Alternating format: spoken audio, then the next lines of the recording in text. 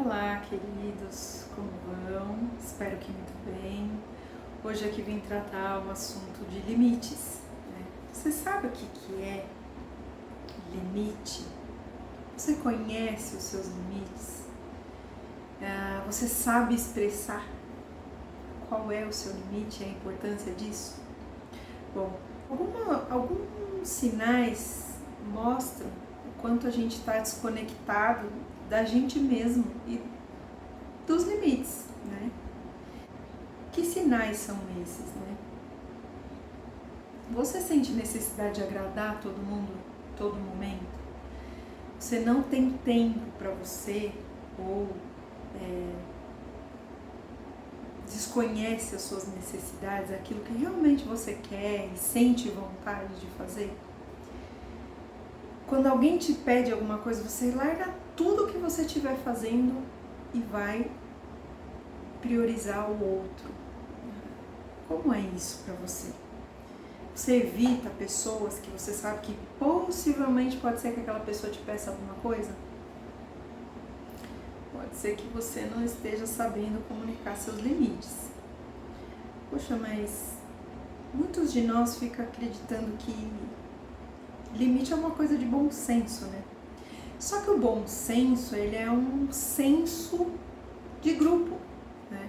Cada família tem um código de conduta, vamos dizer assim, bem de uma forma, às vezes não declarado, não aberta, mas existe um bom senso que permeia ali aquela consciência familiar. E aí a gente acredita que, poxa, né, aquilo é uma verdade pra gente. Existe o nosso bom senso e a gente cai numa ilusão de achar que o nosso bom senso é igual para todo mundo. Mas não, né? O óbvio não existe. Então, quando a gente começa a falar de limites e aprender os nossos limites, em primeiro lugar, a gente precisa entender que a gente precisa saber comunicá-los. O outro não tem como adivinhar o que está dentro da nossa cabeça. O outro não tem como saber o que é o seu limite, a menos que você fale. Mas muitas vezes a gente fica numa ilusão de que insinuar apenas o limite, insinuar aquilo que a gente quer, já é o suficiente para que o outro entenda. E isso não é verdade, né?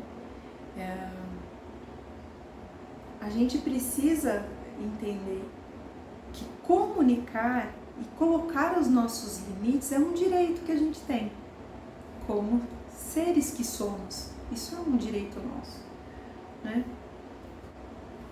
Mas qual que é o problema que a gente vê na hora de colocar os limites, né? De definir até onde o outro pode chegar, né? Até onde ele não deve ultrapassar. O maior medo que a gente tem em relação a colocar limites é que o outro não vai gostar, o que o outro vai pensar, a nossa relação vai ficar estranha, a pessoa não vai mais me amar. E como é que fica isso, né? Bom, não tem como. Nós vamos precisar lidar com a culpa de impor os nossos limites, a culpa de informar para o outro até onde ele pode ir. E o que acontece? Muitas vezes os nossos limites eles foram violados lá na infância. Então, os pais, por uma questão até de época, cumprimenta o fulano de tal, dá um abraço no titio, dá um beijo na titia. E a gente não, criança, muitas vezes a gente ficava contrariado com isso. Não é toda criança que tem essa abertura. E quando os pais nos obrigaram a fazer isso, a gente entende isso como se a nossa vontade não importasse mais o que os outros vão pensar. E aí a gente acaba levando isso para a vida. E aí a gente não entende que é bom e importante colocar limite para as outras pessoas, né? Então, quando a gente começa a colocar, a dizer, olha, eu tô te emprestando esse livro, mas me devolve em tanto tempo. Ou, olha, Não vou te emprestar o meu carro porque você devolveu ele sem gasolina, né? Ou, olha, por exemplo, você está tomando o meu tempo, eu tenho outras tarefas para fazer. Você é o responsável por gerenciar o seu tempo, né? E às vezes a gente dá o nosso tempo para o outro e não tem tempo para a gente mesmo. Então, é um convite para que a gente possa olhar como é que a gente está expressando isso. Ou a gente não fala nada e aí a gente fica fazendo aquelas alfinetadas, sabe? Para poder demonstrar o quanto a gente está insatisfeito com o outro, né? Com as atitudes do outro. Então, acaba indo para um método que é passivo-agressivo. Então eu não comunico os meus limites, mas eu insinuo. E aí você deveria ter percebido isso. Então, uma forma é começar aos poucos, começar em pequenos detalhes e sustentar, né? Sustentar esse limite que a gente colocou. Se a gente diz que não vai emprestar algo porque aquilo nos incomoda, é nosso direito. E como o outro vai agir, pode ser que no começo seja difícil, mas ao longo do tempo isso acaba se tornando aceitável, né? E importante também é que a gente aprenda a aceitar o não dos outros, sem levar para o pessoal. Às vezes a pessoa não está afim, por exemplo, de ir tomar um café. Às vezes a pessoa não está legal, ou quer ficar em casa, ou está num momento que precisa se resguardar. E não significa que ela não gosta da gente porque ela recusou um convite. Pode ser que em outra oportunidade esse convite retorne, né? Então, como é isso para você? Você percebe como que você consegue lidar com esse não que você recebe dos outros, ou esse não te magoa profundamente?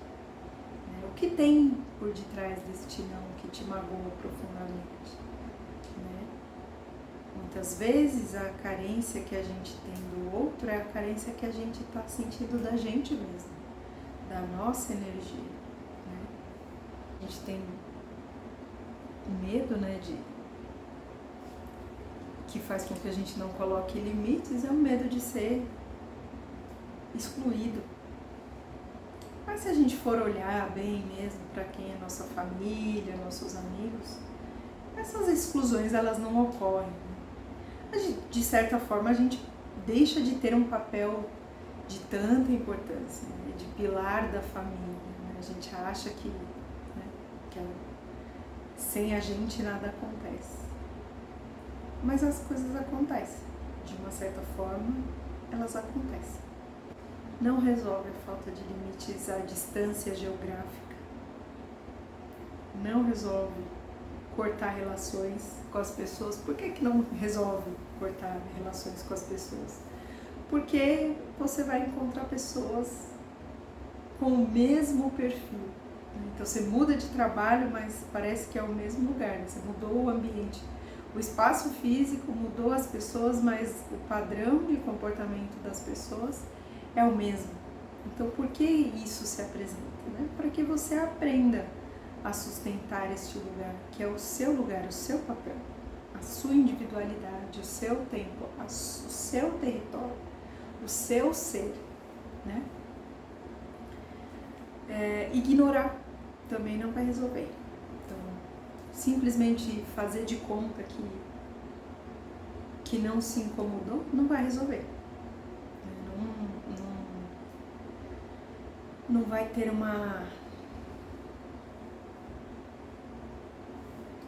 não resolve. Apenas a gente se ressente disso e esconde, né? E aí numa próxima situação, às vezes a gente explode de raiva, vai pro confronto, porque é a forma como a gente consegue perceber o quanto fomos invadidos, né? O quanto aquilo nos fez mal.